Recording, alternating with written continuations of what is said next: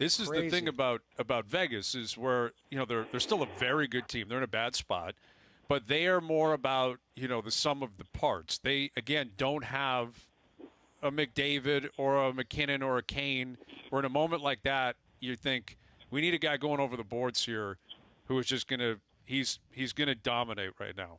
Like, he's going to put us on the board. And you can sense that frustration.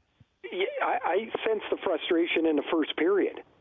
Like they tried a couple of hope plays, like where you just flip it up and you hope somebody goes and gets it. And I'm like, man, it's like the game's still 1-0. Like, but you could just see the panic and the tension in their game.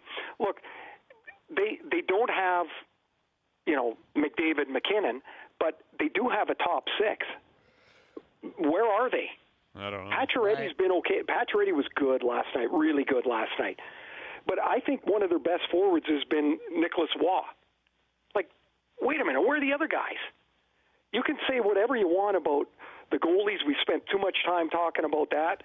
And Marchessault, Smith, Stone, Carlson, I'm missing somebody else. They don't have Pacioretty's got one goal and Stevenson just got back. That's it for their top six.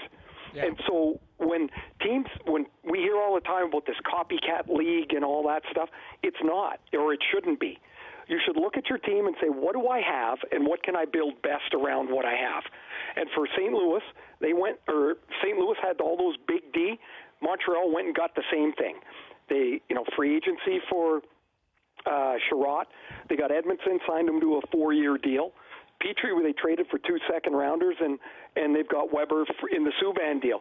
Those guys clog up the ice. They're tough to get through, and they score enough. It's like but not every other team can say, I'm going to build with the Montreal model. Well, you can't find those guys. Yeah. It works for them. It works for them. I wanted to bring up, they've done a job not just on Vegas's top six, but if you look at it, you go back right to Toronto. Toronto's top six, Winnipeg's top six, now Vegas's top six. And that's not just those 4D. Was it Stone trying to go through the middle, and there were 3 guys on him? It was that's not his game. He's trying to dangle through 3 guys at the blue line. They're like a giant snake. They just wrap themselves around the top forwards, and then by the end of the series, all the forwards are just lying on the ice dead, and they can't It's true. move. And then It Stone, is, he kind of dogged the back check. And on the Caulfield goal. Yeah, and his disposition and what he was showing for a captain, I mean. That's what happens, though, when frustration sets in. You're trying to make something happen. You're putting it on yourself. You're trying to do too much, and ultimately ends up in the back of your net. That's the ultimate sign of frustration right there. Yep. 1-on-3. Instead of playing the way he normally plays. Exactly. And they just, now they're all trying to fix it themselves, which is death. That's a killer.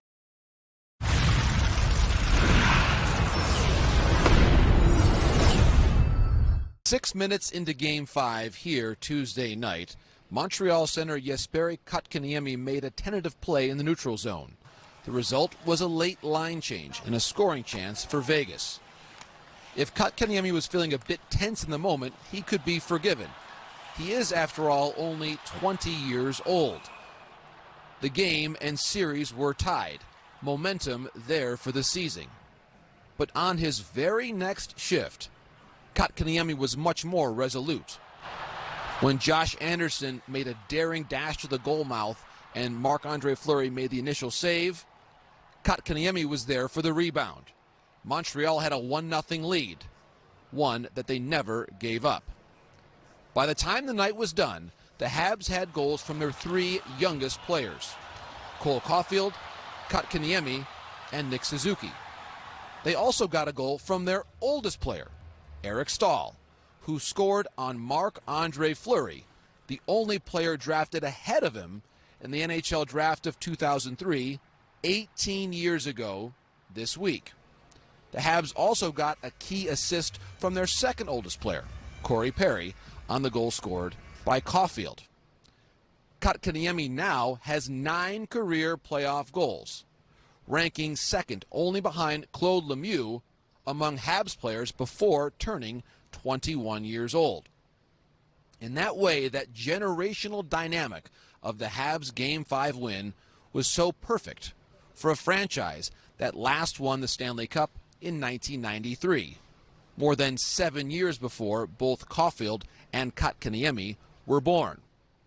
The blueprint for this win seemed strikingly similar to so many triumphant nights for Montreal in these playoffs. They are a perfect 10-0 when scoring at least 2 goals. Carey Price was brilliant throughout the night, especially late, with an incredible save in the second half of the third period on the doorstep against Riley Smith, when it seemed as though the Golden Knights were gaining some momentum. As it was, late in the third period, the home crowd here at T-Mobile Arena could be heard booing the Golden Knights, that team that was so heavily favored when the series began. In the waning seconds, Golden Knights coach Peter DeBoer could be seen speaking animatedly to his players on the bench, a group that will now face elimination in Montreal Thursday night. And then, in the final moments, we heard the crowd that had come here to support Montreal, those 1,000 or so fans in Habs jerseys, chanting loudly as their team will play Thursday on home ice with a chance to win and return to the Stanley Cup Final for the first time since 1993.